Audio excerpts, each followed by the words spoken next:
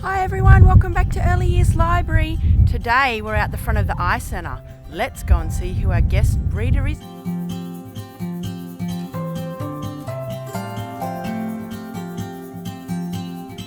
Look everyone, it's Mrs Litster. Hi Mrs Litster. Hi everybody, great to see you. Thank you for coming to visit. Well, I've got a friend with me today and I have got a story called An Itch to Scratch. You can see I've got a lovely monkey in my story. Here he is. He's a bit itchy, so he's just going to have a little bit of a scratch. Let's find out why he's itchy. An itch to scratch. I've got a daddy monkey and a little monkey. Here we go. Big Gorilla had an itch. It was right in the middle of his back. Oh, he has to reach around. He wriggled and he squirmed, he reached and he stretched, but he just couldn't find a spot. Oh, that's horrible. He danced around the room, scritching and scratching. He bumped into a boulder and he knocked over a log. Oh dear. But he still couldn't find that itch. He even knocked over his bananas.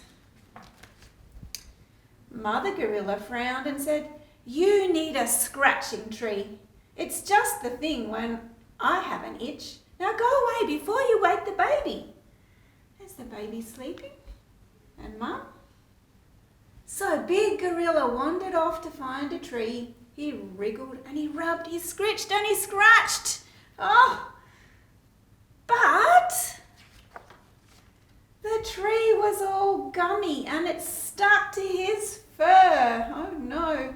And his itch was worse than before.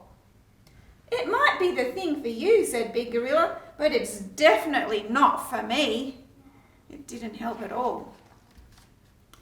"You should wallow in the mud," said Warthog with a grunt. "It's just the thing for a hog with an itch." So Big Gorilla found some mud. He wallowed and he squelched, he scritched and he scratched. Do you think it helped? But the mud was too sloppy and it went in his ears. Yuck! And it went in his eyes. Yuck! And his itch was worse than before. "It might be the thing for a hog," said the Big Gorilla, "but it's definitely not for me." "You should try rolling in the grass," said Lion. "It's just the thing for a lion with an itch."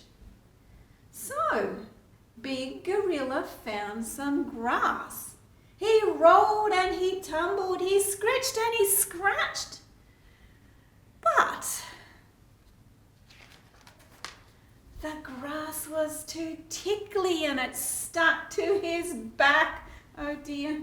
And his itch was worse than before. "It might be the thing for a lion," said Big Gorilla, "but it's definitely not for me." "You should try rubbing against an old anthill," said Elephant. "It's just the thing for an elephant with an itch." Does that sound like a good idea? So Big Gorilla found an anthill. He leaned and he rubbed, he scritched and he scratched. Then he scritched and he scratched some more. Do you think it helped? But the anthill he'd found wasn't old at all. It was home to an army of ants. They bit him and nipped him and chased him around. And his itch was worse than before. "It might be the thing for an elephant," said Big Gorilla as he ran away, "but it's definitely not for me." Poor Big Gorilla. Big Gorilla raced down to the river and jumped right in. He splished and he splashed, he scratched and he scratched. He washed off the ants and the mud and the gum. then wearily walked back home. He's so tired. He was tired and wet as he flopped on his bed. You can see baby's woken up now. And the itch, it was worse than before. Oh no. Look what you've done, said Mother Gorilla. You've woken our son. Baby Gorilla dashed from his bed and jumped on his dad's back. Wonder what he's going to do. He wriggled and tickled and he scratched and he scratched, and Big Gorilla opened his eyes. He groaned. A bit higher, please, son. You're just the thing for a gorilla with an itch.